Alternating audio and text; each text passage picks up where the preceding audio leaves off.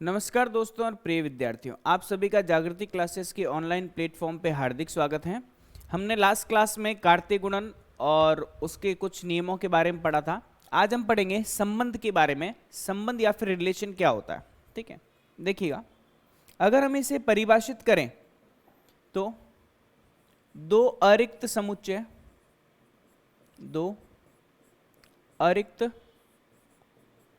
समुच्चय ए एवं बी हेतु ए क्रॉस बी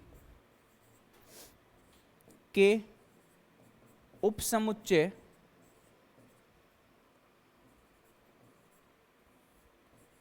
ए से बी में संबंधों को निरूपित करते हैं,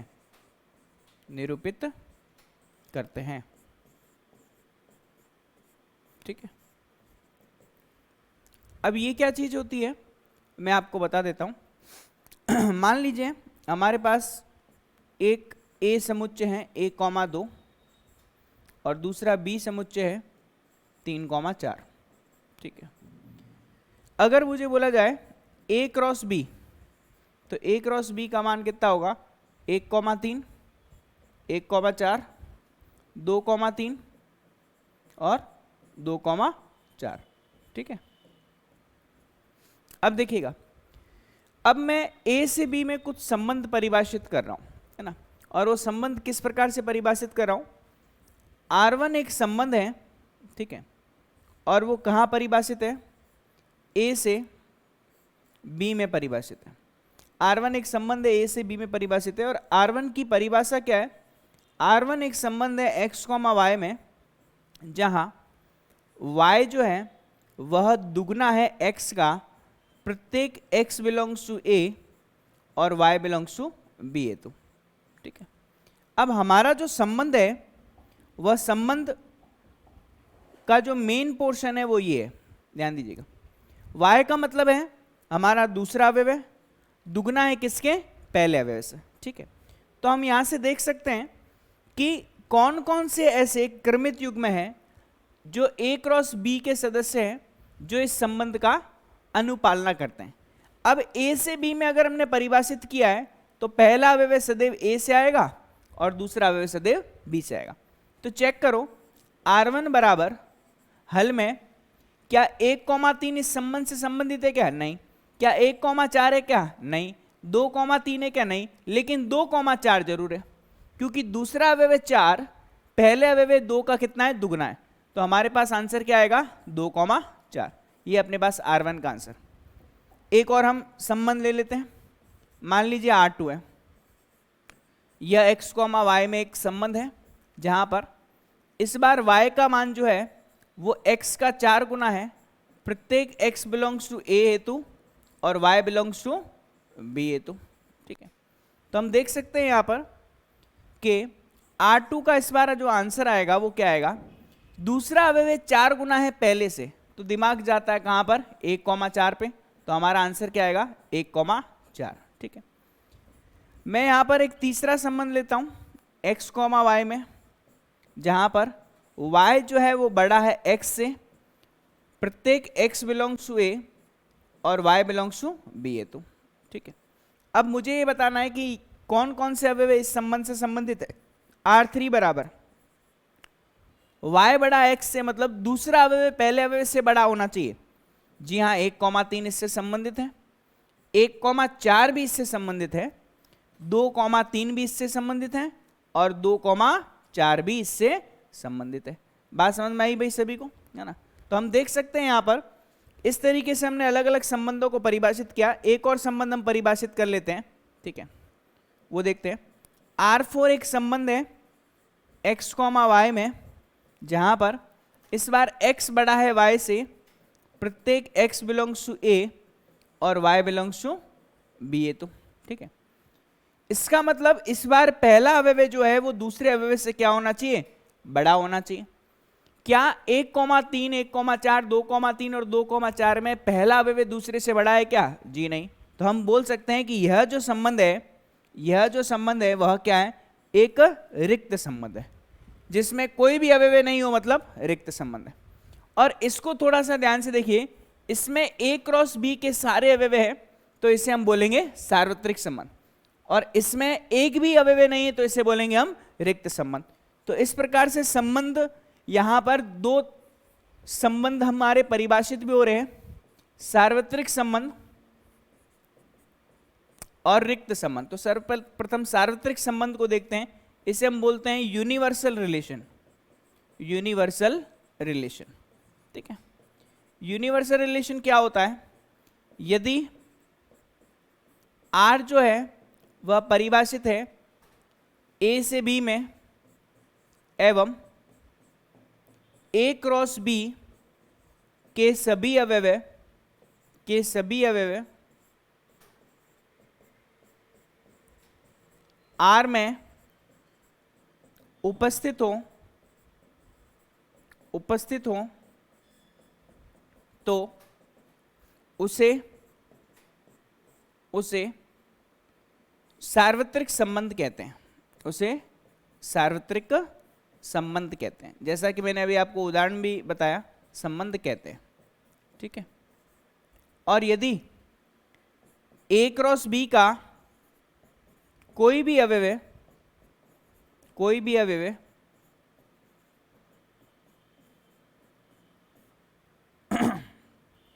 R में उपस्थित न हो तो उसे रिक्त संबंध कहते हैं। रिक्त को हम नल भी बोल सकते हैं और वॉइड भी बोल सकते हैं, वॉइड संबंध कहते हैं। ठीक है, बात समझ में आई सभी के, है ना।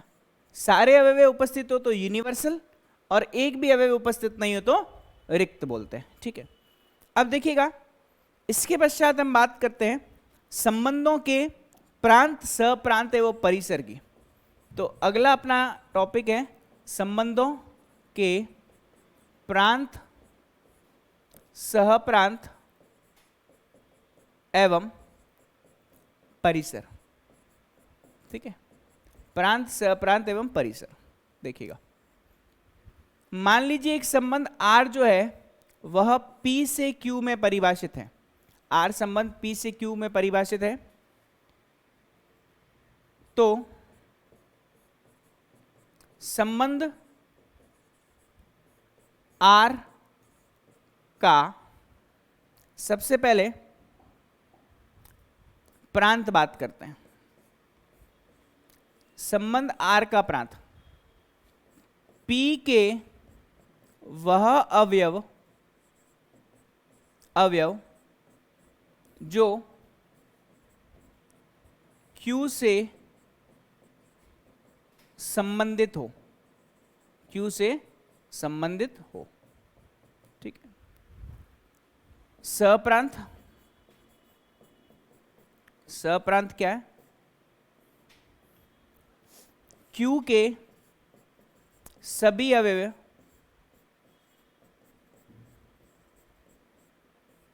सप्रांत कहलाते हैं। सभी अवयव सप्रांत कहलाते हैं। ठीक है, क्लियर है भाई सभी को। अब परिसर क्या है, परिसर ध्यान दीजिएगा, Q के वह अवयव जो P से संबंधित हो। Q के वह अवयव जो P से संबंधित हो। ठीक है, अभी मैं आपको एक एग्जांपल से इसे समझाता हूं, देखिएगा कैसे। मान लीजिए हमारे पास यहां पर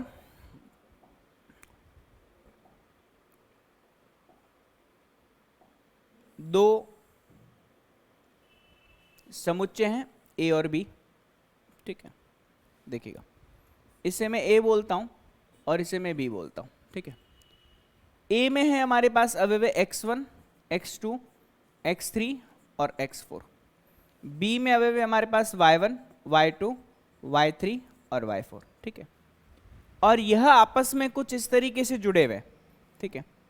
देखिएगा ये किस तरीके से जुड़े हुए, x1 जुड़ा हुआ है y3 से, x2 जुड़ा हुआ है y1 से, यहां से x3 को मैं जोड़ देता हूं y4 से, ठीक है। अब इस संबंध में सबसे पहले हम बात करते हैं इस संबंध का, क्या, प्रांत, प्रांत, फिर सहप्रांत, फिर बात करते हैं परिसर, ठीक है। अभी क्लियर हो जाएगा, बहुत सिंपल सा कॉन्सेप्ट है।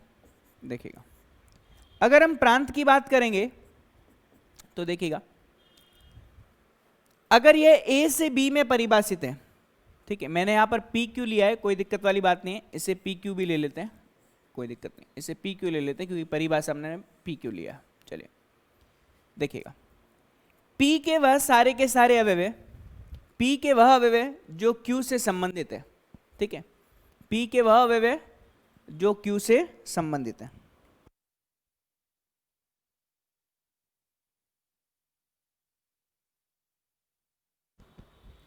तो P के वह अवयव जो Q से संबंधित है ना,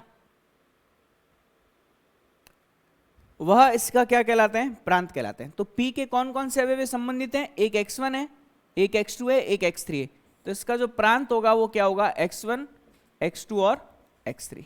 बात समझ में आ रही, कॉमा कॉमा लगा देते हैं। फिर सहप्रांत, क्या, Q के सभी अवयव सहप्रांत कहलाते हैं। तो सहप्रांत जो होगा वो Q के सभी अवयव कहलाएंगे, मतलब y1, y2, y3 और y4, यह सारे के सारे क्या होंगे, सहप्रांत। और मैं परिसर की बात करूं तो वह P के अवयव जो, परिसर की मैं बात करूं तो वह Q के अवयव जो P के किसी न किसी अवयव से जुड़े हुए हैं। तो परिसर क्या आएगा, यहां पर y1 आएगा, y3 आएगा और y4 आएगा। बात समझ में आ रही सभी को, है ना। तो इस तरीके से हम किसी भी संबंध का प्रांत एवं परिसर ज्ञात कर सकते हैं। अब देखिएगा हमने यहां पर खूब सारे संबंध परिभाषित किए, जब इनके प्रांत और परिसर की बात करें तो देखिएगा कैसे प्रांत और परिसर होगा।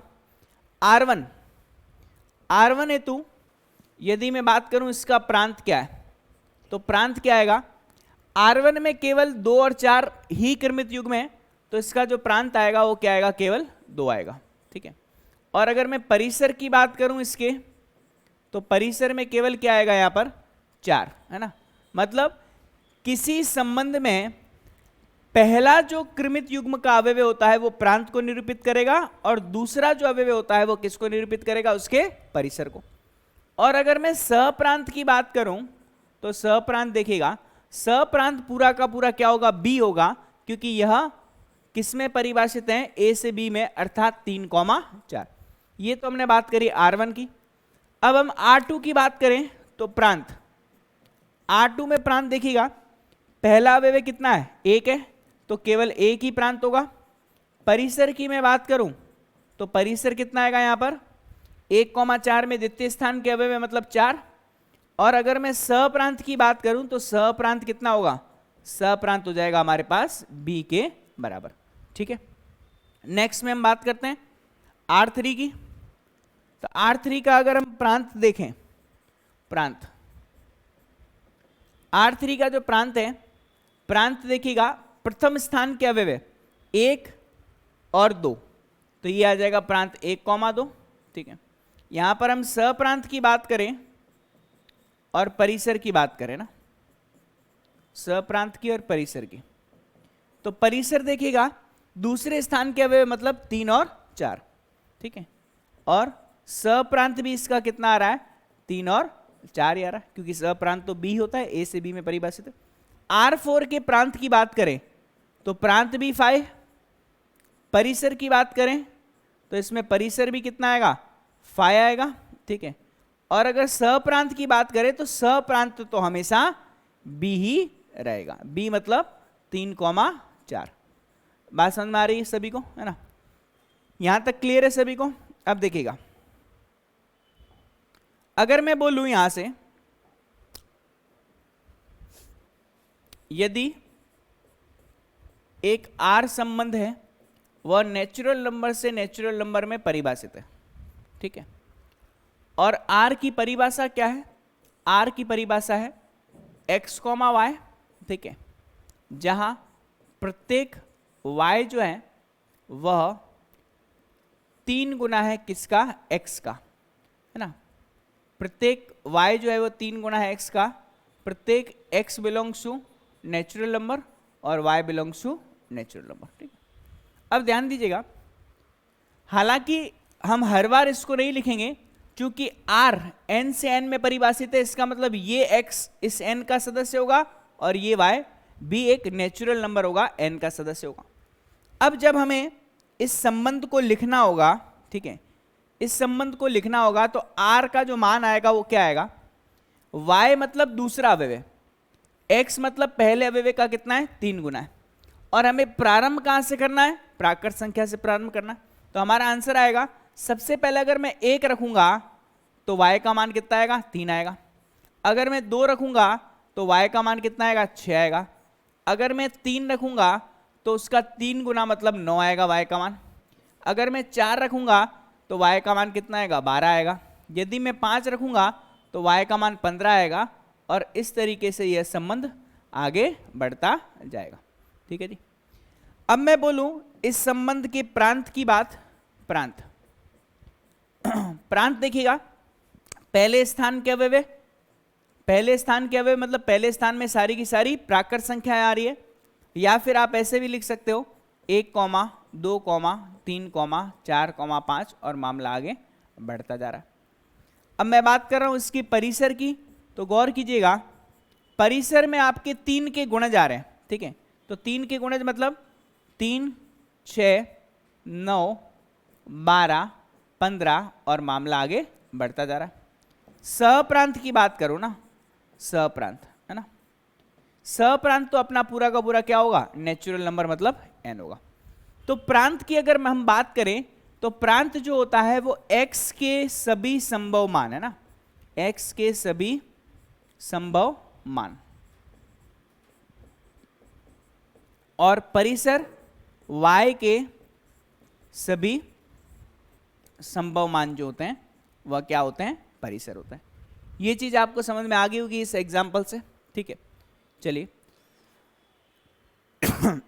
अब हमें आपकी प्रश्नावली पर हम आ जाते हैं। हमने संबंध पढ़ा, संबंध की कुछ प्रकार पढ़े। अब हम यहां पर प्रांत और ये सब आपको बोला गया है। चलिए अब हम बात करते हैं हमारे उदाहरण नंबर 7 के बारे में, ठीक है। देखिएगा, उदाहरण नंबर 7 में क्या बोला गया है। मान लीजिए कि a बराबर, a हमें दे रखा है किसके बराबर? 1, 2, 3, 4, 5, 6 के बराबर a हमें दे रखा है, ठीक है। और एक संबंध r है, r परिभाषित है x, y, ठीक है, जहां पर y का मान है x + 1 के बराबर। और हमें बताना है कि यदि ये a से a में परिभाषित है, हमें बोला जाता है r जो है वह परिभाषित किस में है? a क्रॉस a में परिभाषित है ना। r जो है वो a क्रॉस a में परिभाषित है या a से a में परिभाषित है, या हम क्या लिख सकते हैं, r जो परिभाषित है वह a से a में परिभाषित है, ठीक है। ये ज़्यादा सही है, इसको हटा देते हैं, है ना।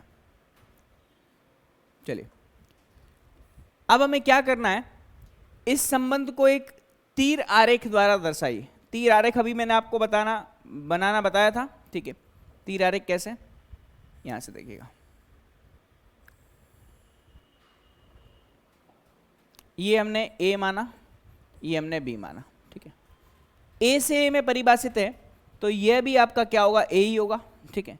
a से a में परिभाषित है, a से a में परिभाषित है r, ठीक है। तो a में कितने अवयव? 1, 2, 3, 4, 5 और 6। इधर भी 1, 2, 3, 4, 5 और 6, ठीक है। अब हमें बोला जाता है कि y का जो मान है वो x + 1 है, मतलब x में 1 जोड़ते हैं तो कितना आता है अपने पास? y आता है, ठीक है। तो ध्यान दीजिएगा, अगर मैं x के स्थान पर, क्योंकि ये सारे के सारे x के मान है और ये सारे के सारे y के मान है, यदि मैं x में एक जोड़ जोड़ के लिखूं तो गौर कीजिएगा क्या प्राप्त होगा हमें, ध्यान दीजिएगा।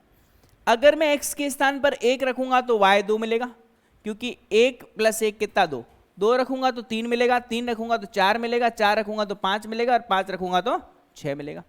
बात समझ में आ रही है? ठीक है, तो हम बोल सकते हैं कि r का जो क्रमित युग्म आएगा वह हमें कैसे प्राप्त होगा, x के स्थान पर 1 तो y 2 मिलेगा, x के स्थान पर 2 y 3 मिलेगा, x के स्थान पर 3 तो y 4 मिलेगा, और x के स्थान पर 4 तो y 5 मिलेगा, और x के स्थान पर 5 तो y कितना मिल जाएगा, 6 मिल जाएगा। बात समझ में आई? अब हमें ज्ञात करना है इसका प्रांत क्या होता है। तो प्रांत मैंने आपको बताया कि प्रथम स्थान के जो अवयव है, मतलब जो a के अवयव हैं b से जुड़े हुए हैं, यहाँ पर b भी a ही है, तो वह हमारे प्रांत होते हैं, मतलब 1 2 3 4 5 और 6। ठीक है, मैं परिसर की बात करूं तो परिसर क्या होगा भाई, यहां से परिसर जो रहेगा वह हमारा रहेगा 2 3 4 5 और 6, है ना, द्वितीय स्थान के अवयव 2 3 4 5 और 6।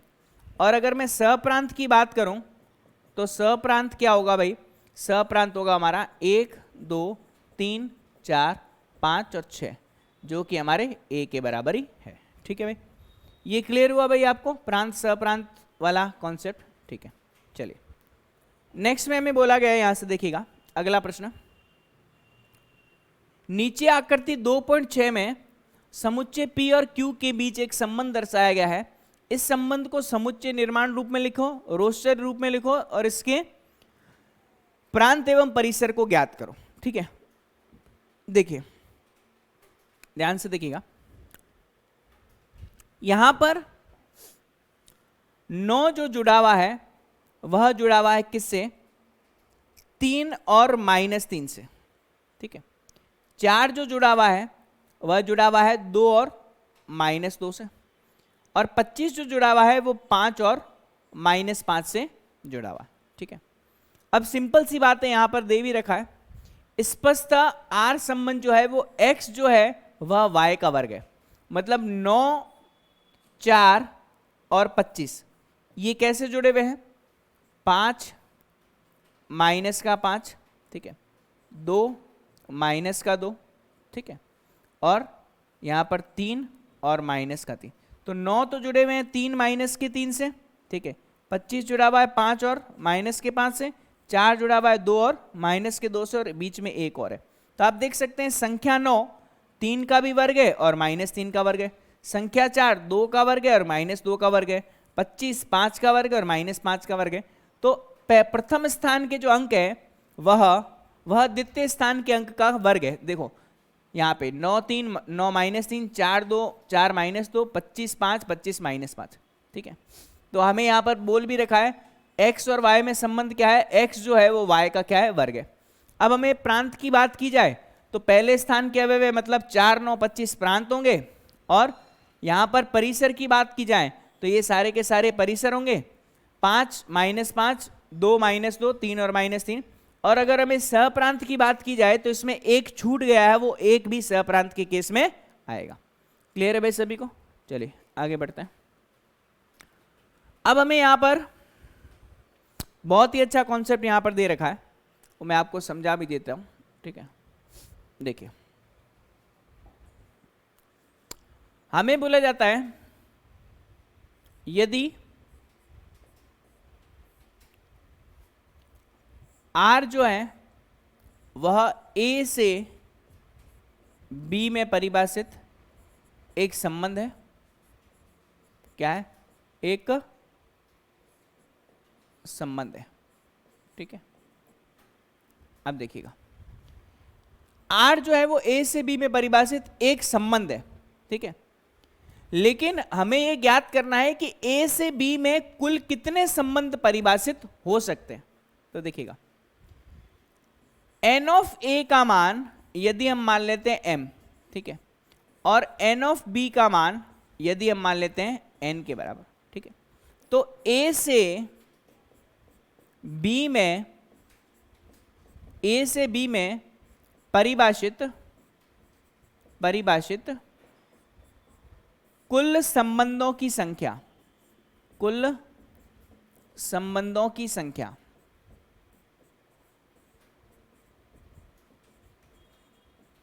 यह होती है 2 की पावर m इंटू एन के बराबर। ठीक है, क्योंकि मैंने अभी आपको बताया कि यदि कोई संबंध a से b में परिभाषित होगा तो a क्रॉस b के उपसमुच्चय, a क्रॉस b के उपसमुच्चय ही तो संबंध के रूप में हम परिभाषित करते हैं, है ना। जैसा कि मैंने आपको पहले भी एग्जाम्पल बताया था, फिर से बता देता हूं। a हमारे पास मान लीजिए 1,2 है, ठीक है। b हमारे पास मान लीजिए 3,4 है, ठीक है।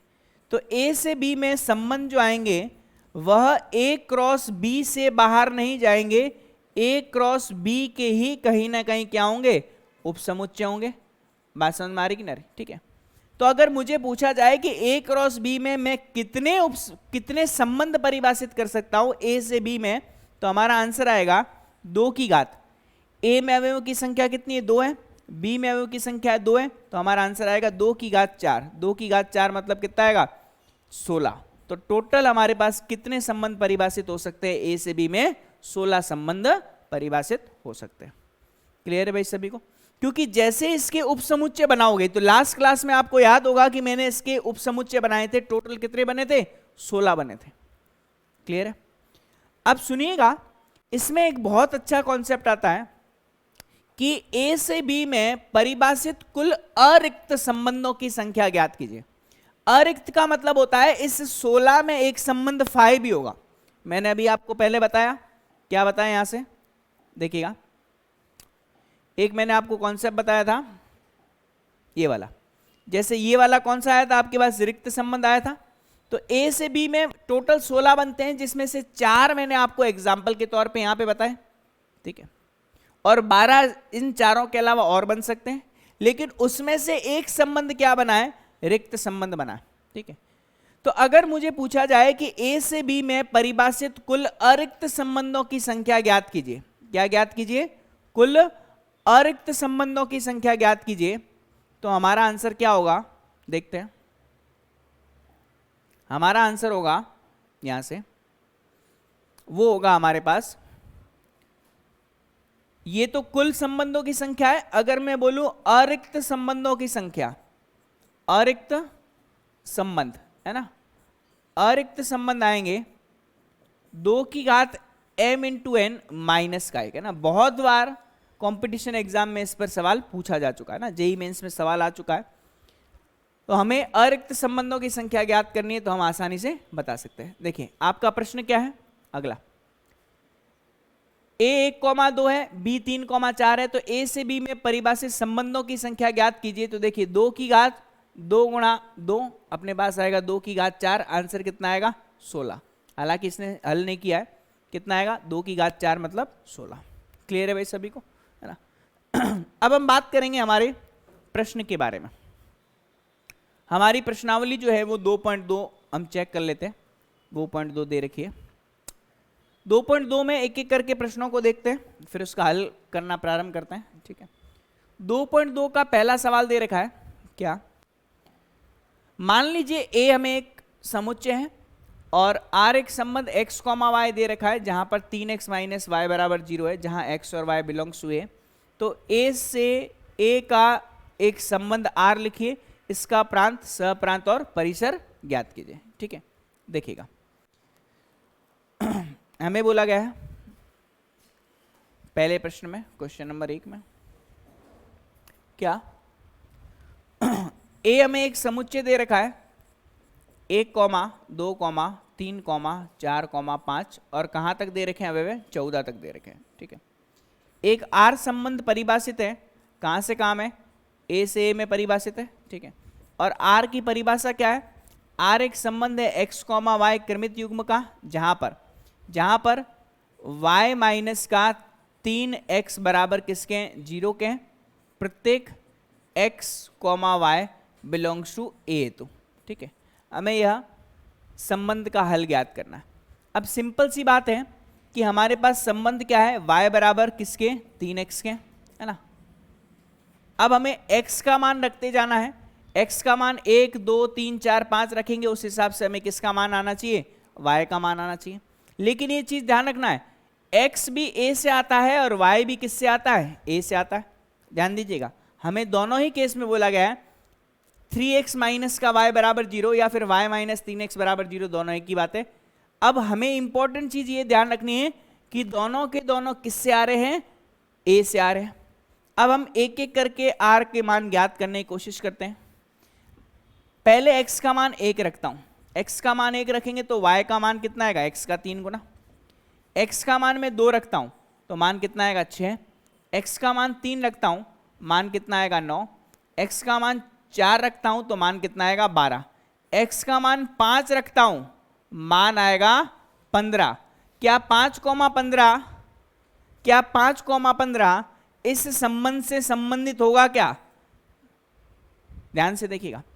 5 तो एग्जिस्ट कर रहा है, 5 में कोई तकलीफ नहीं है, लेकिन हमारे तकलीफ 15 से, क्योंकि यहां पर समुच्चय a 14 पर ही खत्म हो चुका है, तो हम इस 15वें अवयव को हमारे इस उत्तर में नहीं ले सकते हैं। इसका मतलब क्या, 5,15 जो है वो इसमें नहीं आएगा। तो हमारा जो आंसर है वो आ गया है। अब प्रांत, जल्दी से बताइएगा प्रांत क्या होगा, प्रथम स्थान के सभी अवयव। परिसर क्या होगा, द्वितीय स्थान के सभी अवयव, 3 6 9 12, ठीक है। और सप्रांत पूछ लिया जाए तो सप्रांत a के बराबर ही होगा, है ना, सप्रांत a के बराबर। ध्यान दीजिएगा, अगर कोई संबंध a से a में परिभाषित है तो उसका सप्रांत हमेशा फिक्स हो जाता है, ये दूसरे वाला समुच्चय। यहां पे a लिखा हुआ है तो a होगा, b लिखा होगा तो b होगा, c लिखा होगा तो c होगा। चलिए भाई, पहला प्रश्न हमने कंप्लीट कर लिया। दूसरा देखते हैं। दूसरा प्रश्न क्या है, प्राकृत संख्याओं के समुच्चय r पर, के समुच्चय पर r बराबर हमें दे रखा है x, y, जहां पर y बराबर x प्लस 5 है और x संख्या 4 से कम एक प्राकृत संख्या है और x, y belongs to natural number है, द्वारा एक संबंध r परिभाषित है। इस संबंध को रोस्टर रूप में लिखिए, इसका प्रांत और परिसर ज्ञात कीजिए। देखते हैं इसको।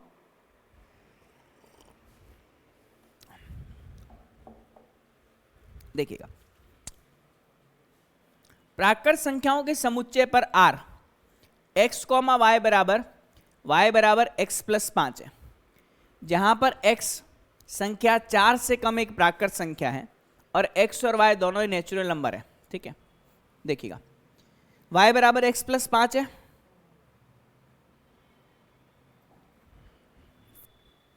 प्रश्न क्रमांक दूसरा, एक संबंध r है, वह प्राकृत संख्याओं से प्राकृत संख्याओं में परिभाषित है और r जो है वह x और y में एक संबंध है, जहां पर y बराबर किसके, x प्लस 5 के, ये दे रखा है, y बराबर किसके, x प्लस 5 के, और x जो है वह 4 से कम एक प्राकृत संख्या है, x belongs to natural number और y belongs to natural number, ठीक है। तो हमें एक संबंध ज्ञात करना है। तो देखिएगा, x का जो मान है वो 4 से कम एक प्राकृत संख्या है, इसका मतलब अगर हम इसे रोस्टर रूप में लिखेंगे तो r बराबर कितना है अपने पास, x प्लस 5 है। 4 से कम छोटी प्राकृत संख्या कितनी, 1 2 3 ही रख सकते हैं, तो x के स्थान पर 1 रखेंगे तो इसका मान आएगा किसके बराबर, इसका मान आएगा 1,6 के बराबर। 2 रखेंगे तो 7 आ जाएगा, 3 रखेंगे तो कितना आ जाएगा, 5 और 3 8 आ जाएगा, ठीक है। फिर से देखिएगा, x 4 से छोटी प्राकृत संख्या है, मतलब x का मान 1 हो सकता है, 2 हो सकता है और 3 हो सकता है। और हमें बोला जाता है कि y बराबर हमारे पास कितना है, x प्लस 5 है। एक बार x बराबर 1 रखेंगे तो y का मान कितना आएगा, यहाँ से 6 आएगा। एक बार हम रखेंगे x बराबर कितना, 2 रखेंगे तो y का मान आएगा 5 प्लस 2 कितना, 7। एक बार x का मान 3 रखेंगे तो ये आ जाएगा y का मान 5 प्लस 3 कितना, 8, ठीक है। चलिए अब हम बात करते हैं इसके प्रांत की।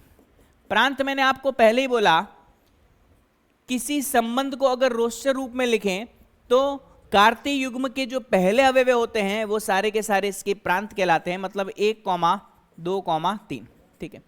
अगर मैं परिसर की बात करूं तो परिसर क्या होगा, द्वितीय स्थान के अवयव मतलब 6,7,8, ठीक है। और अगर मैं सहप्रांत की बात करूं तो सहप्रांत मैंने आपको पहले ही बोला द्वितीय स्थान वाला समुच्चय मतलब कितना आएगा, n आएगा। तो इस तरीके से हम इस प्रश्न को हल कर सकते हैं, ठीक है। देख लीजिए इसमें कोई दिक्कत हो तो।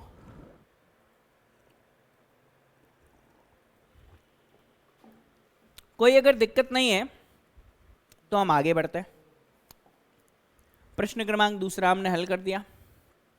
तीसरा देखते हैं, यदि a बराबर 1 2 3 5 है और b का मान 4 6 9 है, a से b में संबंध इस प्रकार परिभाषित है, x और y का अंतर विषम है, x बिलोंग्स टू a है, y बिलोंग्स टू b है, द्वारा परिभाषित है। तो r को रोस्टर रूप में लिखिए। तो 1 2 3 5 4 6 9 और x और y का अंतर 1 2 3 5 4 6 9। a बराबर दे रखा है 1 2 3 5, b का मान दे रखा है 4 6 और 9। हमारा संबंध क्या है, हमारा संबंध r जो है वो a से b में परिभाषित है। और r की परिभाषा क्या है, यह x, y का क्रमित युग्म है जहां पर x माइनस y जो है हमारा संबंध है। प्रत्येक x बिलोंग्स टू a और y बिलोंग्स टू b है, ठीक है। अब हमें इसका अंतर ज्ञात करना है, ध्यान दीजिएगा, हमें क्या करना है, इसका अंतर ज्ञात करना है। और बोला क्या गया है, a से b में संबंध इसलिए है कि x और y का अंतर क्या है, विषम है, द्वारा परिभाषित कीजिए। x और y का अंतर क्या है, यह संख्या क्या हमें बोली गई है, यह क्या संख्या विषम है, ठीक है। अब ध्यान दीजिएगा, हमें दो संख्याओं का अंतर विषम लेके आना है। दो संख्याओं का अंतर विषम कब आता है, यह ध्यान दीजिए। दो संख्याओं का विषम कब अंतर आता है, अगर मैं बात करूं, हमारे पास संख्या, देखिए हमारे पास संख्या 1 है, ध्यान दीजिएगा, हमारे पास संख्या कितनी है, 1 है, और दूसरी संख्या कितनी, 4 है। तो 1 और 4 का अंतर करता हूं तो मेरे पास कितना आ रहा है, -3 आ रहा है। अगर मैं 2 और 4 का अंतर करूंगा तो कितना आएगा, -2 आएगा। अगर मैं 3 और 9 का अंतर कर रहा हूं तो कितना आएगा, -6 आएगा। बात समझ में आ रही।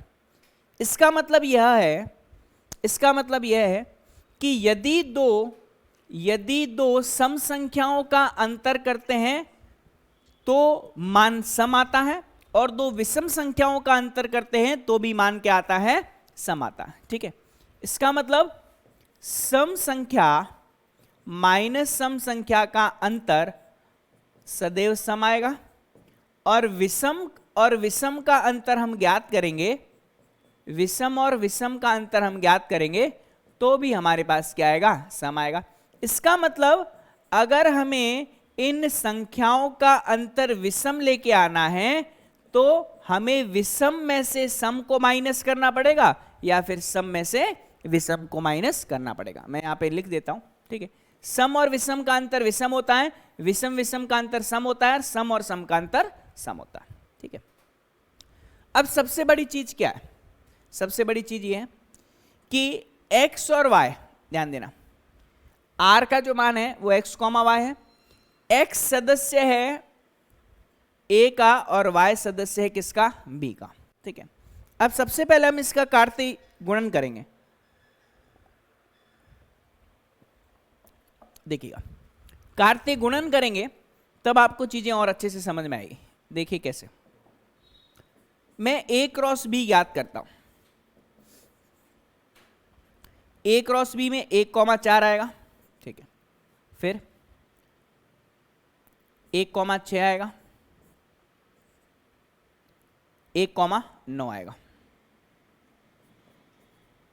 फिर 2,4 आएगा, 2,6, 2,9, ठीक है। 3,4, 3,6, 3,9, फिर 5,4, 5,6, 5,9, ठीक है, अब ध्यान देना, हमें आर संबंध लेके आना है कि ऐसे क्रमित युग्म को हमें छांटने हैं जिसका अंतर क्या है, विषम आए, जिनका अंतर कितना है, विषम आए। बात समझ में आ रही कि ना रही? ठीक है, ऐसे क्रमित युग्म हमें छांटने हैं जिनका जो अंतर है वो क्या आना चाहिए, विषम आना चाहिए। ठीक है, देखते हैं किस किस का अंतर जो है वो विषम आ रहा है। ध्यान दीजिए, अगर मैं 1 4 की बात करूं तो 1 और 4 का अंतर विषम आ रहा है, बिल्कुल सही है। 1 6 की बात करूं, 1 और 6 का अंतर भी विषम आ रहा है। 1 9 की बात करूं तो 1 और 9 का अंतर विषम नहीं सम आ रहा है, 1 - 9 या 9 - 1 कितना 8। 2 और 4 का अंतर सम आएगा, 2 6 का अंतर सम आएगा, 2 और 9 में से 2 जाएगा 7, तो 2 और 9 का अंतर विषम आएगा। 3 और 4 का अंतर बिल्कुल विषम आएगा। 3 और 6 का अंतर बिल्कुल विषम आएगा। फिर 3 और 9 का अंतर, 9 में से 3 जाएगा 6। 5 और 4 का अंतर बिल्कुल विषम आएगा। ठीक है, फिर 5 और 6 का अंतर विषम आएगा। 5 और 9 का अंतर सम आएगा। तो हमारा आर जो है वह इस तरीके से परिभाषित हो गया। अब जब हम बात करते हैं इसके प्रांत की, प्रांत का मतलब प्रथम स्थान के सभी अवयव, मतलब हमारा आंसर आएगा 1 आएगा, 2 आएगा, 3 आएगा और 5 आएगा। ठीक है, अगर हम परिसर की बात करें, परिसर में कितना आएगा, 4 आएगा, 6 आएगा और 9 आएगा, है ना, 4 और 6। और सप्रांत हालांकि पूछा नहीं गया, सप्रांत भी आपका यही आएगा, क्या, 4 6 और 9। क्लियर है? तो यह प्रश्न कौन सा था हमारा, यह प्रश्न क्रमांक था तीसरा। इस तीसरे प्रश्न को हमने हल कर दिया। ठीक है, नेक्स्ट हम बात करेंगे अगले प्रश्न की, चौथा सवाल। तीसरा कंप्लीट हो गया, चौथा। दी गई आकृति में समुच्चय P से Q का एक संबंध दर्शाती है, इस संबंध का समुच्चय निर्माण रूप लिखो और रूस्टर रूप में लिखो। ठीक है, अब देखिएगा 5 6 7 है, हालांकि ये पूरा तीर जाना चाहिए, पूरा तीर यहाँ पे दिया नहीं है, ये गड़बड़ है, पूरे तक जाना चाहिए। 5 3 है, 6 4 है और 7 5 है। ठीक है, तो हमें इसको समुच्चय निर्माण रूप में भी लिखना है, रोस्टर में भी लिखना है, इसका प्रांत और परिसर भी ज्ञात करना है। ठीक है, तो देख लेते हैं चौथा सवाल। 5 6 7 3 4 5, है ना, देखते हैं। सब चीजें मैं आराम से करवा रहा हूं, एकदम तसल्ली से करवा रहा हूं, किसी को कोई समस्या नहीं होनी चाहिए ना भाई, एकदम एक एक कॉन्सेप्ट आपको बता रहा हूं क्वेश्चन के साथ, जहां पर जो आवश्यक चीजें हैं वो भी मैं आपको बता दे रहा हूं। मान लीजिए मैं इसे ए मान लेता हूं, इससे बी मान लेता हूं। ठीक है, और ये अपना था 5 6 7 और ये था 3 4 और 5। अब ये आपस में जुड़े हुए कैसे हैं, जुड़े हुए कुछ ऐसे हैं। 5 जुड़ा हुआ है 3 से, 6 जुड़ा हुआ है 4 से, 7 जुड़ा हुआ है 5 से।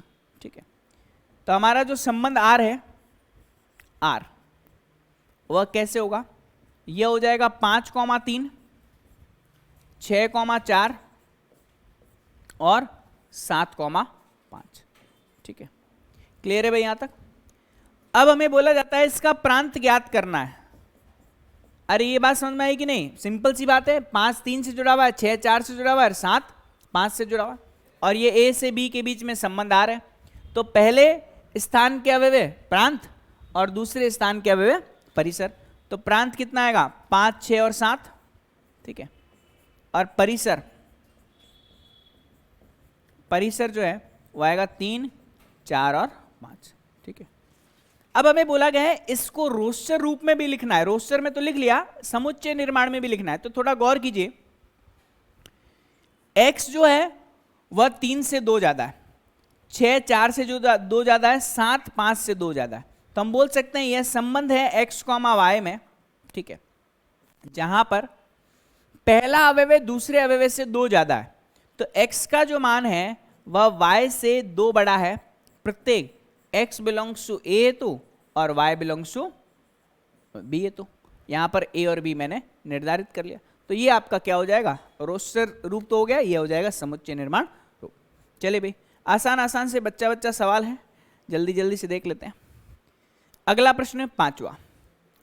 मान लीजिए कि a बराबर 1 2 3 4 5 6 का मान लीजिए, जहां पर r जो है वो a पर परिभाषित है और a कॉमा b में a और b बिलोंग्स टू a है, और इसमें संख्या a संख्या b को यथावत विभाजित करती है, संख्या a संख्या b को यथावत विभाजित करती है द्वारा परिभाषित है, तो हमें इसका प्रांत परिसर वगैरह ज्ञात करना है। ठीक है, देखते हैं। 1 2 3 4 5 6 दे रखा है, देखिए a हमें समुच्चय दे रखा है 1 2 3 4 5 और 6। ठीक है, अब देखिएगा हमारे पास एक संबंध r है, वह a कॉमा b में संबंध है।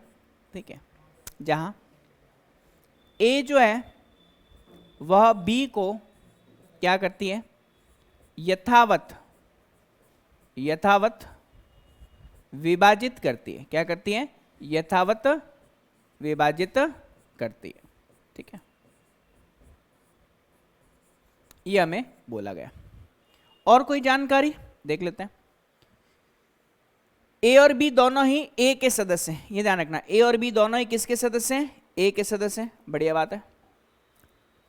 और a comma b both belongs to capital A। ठीक है, यथावत विभाजित करने का मतलब यह है कि b में a का पूरा पूरा भाग जाना चाहिए। अभी मामला समझ में आ जाएगा, 2 मिनट देखिए, 2 मिनट में सारी समस्याओं का समाधान आपको यहाँ पे मिल जाएगा। ठीक है, कैसे मिलेगा देखिएगा। कभी भी ऐसी कोई दिक्कत आए तो, हालांकि दिक्कत वाली बात भी नहीं है, लेकिन अच्छे से समझने के लिए हम इस तरीके से इनका क्या बना देते हैं, रेखीय रूप निरूपण कर देते हैं ना। तो a में अवयव कितने, 1 है, 2 है, 3 है, 4 है, 5 है और 6। इसमें भी कितने, 1 है, 2 है, 3 है, 4 है, 5 और 6। a b को यथावत विभाजित करती है या करता है। तो देखिएगा, अगर मैं बात करूं इन संबंधों को लेकर के, तो ध्यान दीजिएगा। अगर मैं 1 की बात करूं तो ये सारे के सारे a हैं और ये सारे के सारे b हैं। ये ध्यान रखना भाई, ये सारे के सारे a हैं और ये सारे के सारे क्या हैं, b हैं। तो 1 2 3 4 5 6 ये सभी 1 से विभाजित होंगे। बात समझ आ रही? तो अगर मैं इसको लिखना प्रारंभ करूं तो r बराबर, यदि मैं लिखूं 1 कॉमा 1 बिल्कुल आएगा, 1 कॉमा 2 भी आएगा, 1 कॉमा 3 भी आएगा, 1 कॉमा 4 भी आएगा, 1 कॉमा 5 भी आएगा और 1 कॉमा 6 भी आएगा। क्योंकि 1 जो होगा वह सभी से जुड़ेगा। 1 से जुड़ेगा, 2 से जुड़ेगा, 3 से जुड़ेगा, 4 से जुड़ेगा, 5 से जुड़ेगा और 6 से जुड़ेगा। बात समझ में? अगर मैं 2 की बात करूं, ध्यान दीजिएगा, अगर मैं 2 की बात करूं तो 2 किस किस से जुड़ेगा, देखिएगा 2 जो है वो किस किस से जुड़ेगा, ध्यान देना। 2 से जुड़ेगा, ठीक है, 2 4 से जुड़ेगा और 2 6 से जुड़ेगा। बात समझ आ रही? इसका मतलब यहां पर जो मान आएगा वह 2,2 आएगा, 2,4 आएगा और 2,6 आएगा। ठीक है, फिर हम बात करते हैं 3 के ना। 3 किस किस से जुड़ेगा? 3 की अगर हम बात करें तो 3 जुड़ेगा किससे? 3 से जुड़ेगा, 3 6 से जुड़ेगा। बात समझ आ रही? ठीक है, तो यहां से 3,3 और 3,6। क्लियर? इसके पश्चात हम बात करते हैं 4 की ना। 4 किस किस से जुड़ेगा? 4 किसी से नहीं जुड़ेगा, केवल 1 से जुड़ेगा और वो है 4। 4 को विभाजित करता है, तो यहां पर 4 के लिए हम क्या लेंगे? केवल 4,4। फिर 5 को और 6 को ना, तो इसमें कोई दिक्कत वाली बात नहीं है। ये 5 को कर देगा और 6 को कर देगा, तो हमारे पास लास्ट में क्या आ जाएगा? 5,5 और 6,6। यहां तक समझ में आया सभी को? और यह इसका रेखीय डायग्राम भी हमने बना दिया। अब हमें बोला जाता है कि इसका प्रांत लिखिए। तो प्रांत देखिएगा, प्रांत। आप देख सकते हो प्रांत जो है पहले स्थान के सारे अवयव, तो पहले स्थान में तो सारे के सारे आ रहे हैं 1 2 3 4 5 और 6। परिसर की बात करते हैं, परिसर क्या होगा भाई? परिसर द्वितीय स्थान के अवयव, तो द्वितीय स्थान के अवयव कहीं ना कहीं तो जुड़ रहे हैं, तो ये भी होगा 1 2 3 4 5 और 6।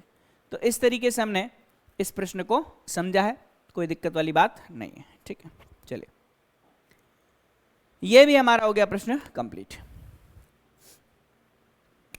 अगला है आर एक संबंध है x कॉमा एक्स प्लस 5, जहां पर x 0 1 2 3 4 5 द्वारा परिभाषित संबंध आर के प्रांत और परिसर लिखिए। ठीक है, चलिए x हमें बोला गया 0 1 2 3 4 5 है और संबंध x कॉमा एक्स प्लस 5 है। देख लेते हैं हम लोग यहां से, ये प्रश्न क्रमांक 6। एक संबंध हमें दे रखा है, वह क्या है? x comma x plus 5। ठीक है, अब ये ज्यादा मुश्किल नहीं है, ये x है और ये y की जगह x प्लस 5 दे दिया, इसका मतलब y का मान किसके बराबर होगा? x प्लस 5 के बराबर ही होगा।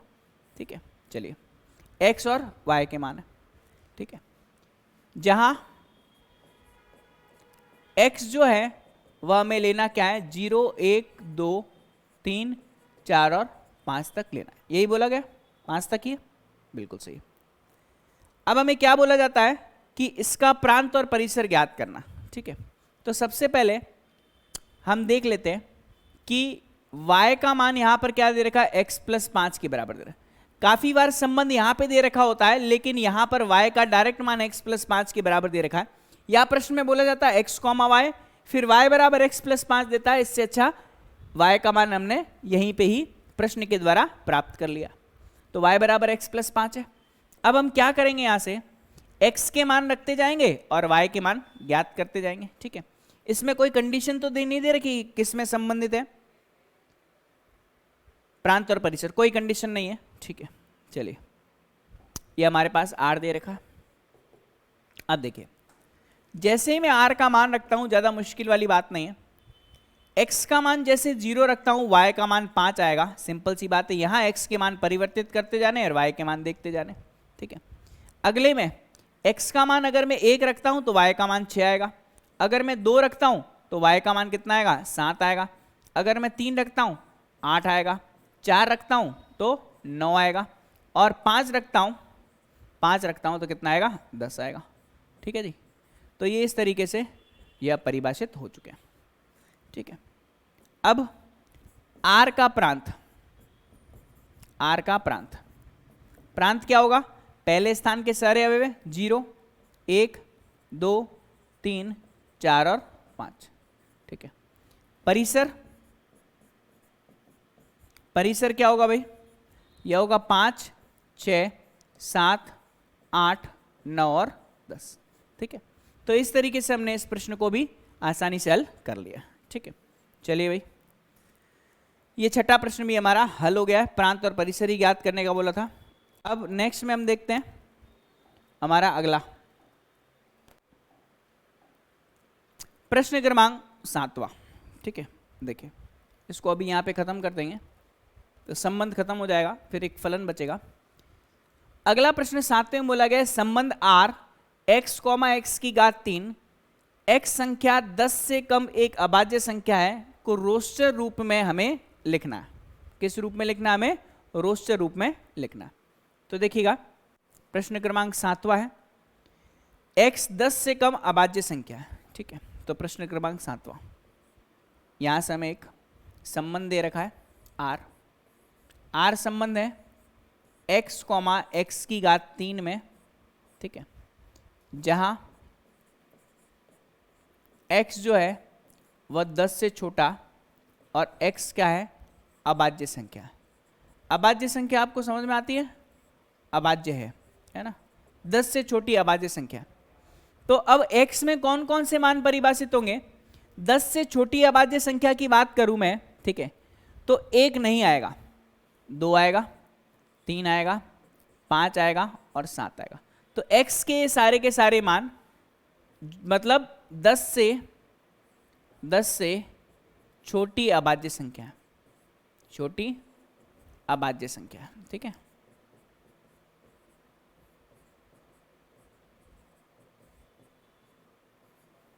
क्लियर है भाई सभी को, है ना। चलिए अब हमें यहां पर y का मान, मैंने आपको बोला ना काफी बार y सीधा यहीं दे रखा होता है, y का मान कितना है, x की घात 3 है। इसका मतलब अगर हमें इसे रोस्टर रूप में लिखना है तो x का मान रखते जाएंगे, यह आएगा 2, 2 की घात 3, 2 की घात 3 मतलब 8, ठीक है। फिर 3, 3 की घात 3 कितना आएगा, 27 आएगा। फिर 5, 5 की घात 3 कितना, 125 आएगा। फिर 7, 7 की घात 3 कितना होता है, 343, 49 इंटू 7, 9 7 63, 4 7 चौक 28, 28 और 3 28 और 5 343 होता है, 34 आएगा, है ना। 9 7 63, 6 आ जाएगा, 7 चौक 28 और 2 बिल्कुल सही है, 343। तो 7,343 आ जाएगा, ठीक है। ये चीज आपको समझ में आ गई होगी। अब हमें बोला जाता है आर का प्रांत, प्रांत मतलब पहले स्थान के अवयव, मतलब 2 आएगा, 3 आएगा, 5 आएगा और 7 आएगा। और आर का परिसर, आर का परिसर रेंज जो आएगा वो 8 आएगा, 27 आएगा, 125 आएगा और 343 आएगा, ठीक है जी। यहां तक आपको समझ में आ गया होगा।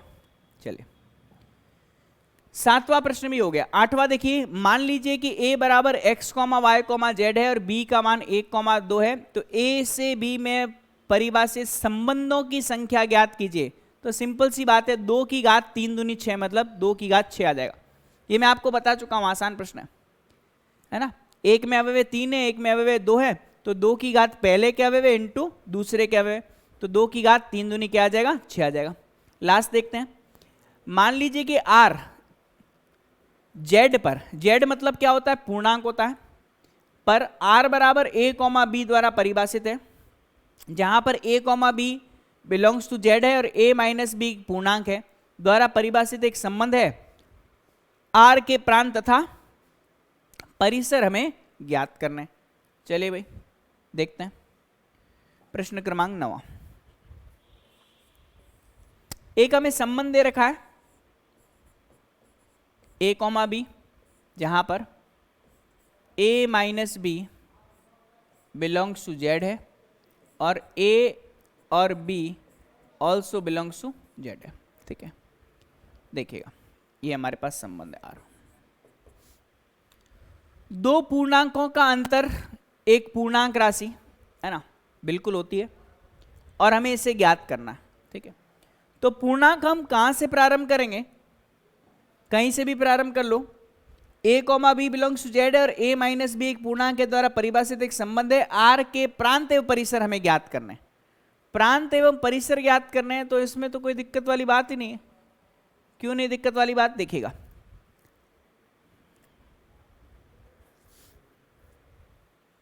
देखना, यहां a, b दे रखा है, a, b belongs to z है और a माइनस b एक पूर्णांक, ठीक है। देखिएगा कोई दिक्कत वाली बात नहीं। अब यहां से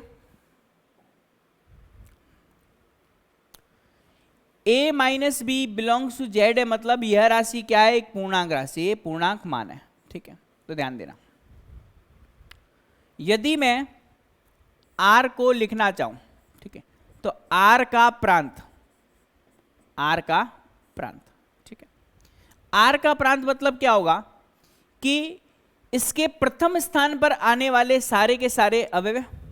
तो r का जो प्रांत होगा यह अपने आप में एक क्या होगा, z होगा, मतलब पूर्णांक राशि होगी, क्योंकि हमें पता है कि a और b दोनों पूर्णांक राशियों से आ रहे हैं। और r का परिसर की अगर मैं बात करूं तो आपको पता होना चाहिए कि दो पूर्णांक राशियों का अंतर हमें क्या बोला जा रहा है, रिजल्ट क्या आएगा, a माइनस बी जो है वो एक पूर्णांक है। तो दो पूर्णांक राशियों का अंतर भी एक पूर्णांक राशि होती है। इसका मतलब जब भी आप a और b का अंतर ज्ञात करोगे तो आपका परिसर भी कितना आएगा, z आएगा। इसका प्रांत भी z, क्योंकि भाग लेने वाले सदस्य भाग लेने वाले सदस्य है, बी पूर्णांक है, और दो पूर्णांकों का अंतर भी क्या होता है, पूर्णांक होती है राशि। चूंकि दो पूर्णांकों का अंतर बी क्या होता है, एक पूर्णांक होता है।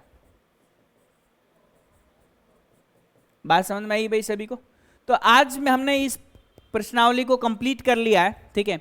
नेक्स्ट क्लास में हम फलन के बारे में पढ़ेंगे, और फलन अपने आप में बहुत इंटरेस्टिंग चैप्टर है, ठीक है। तो आज के लिए इतना काफी है, नेक्स्ट क्लास में हम और मिलेंगे, तब तक के लिए धन्यवाद।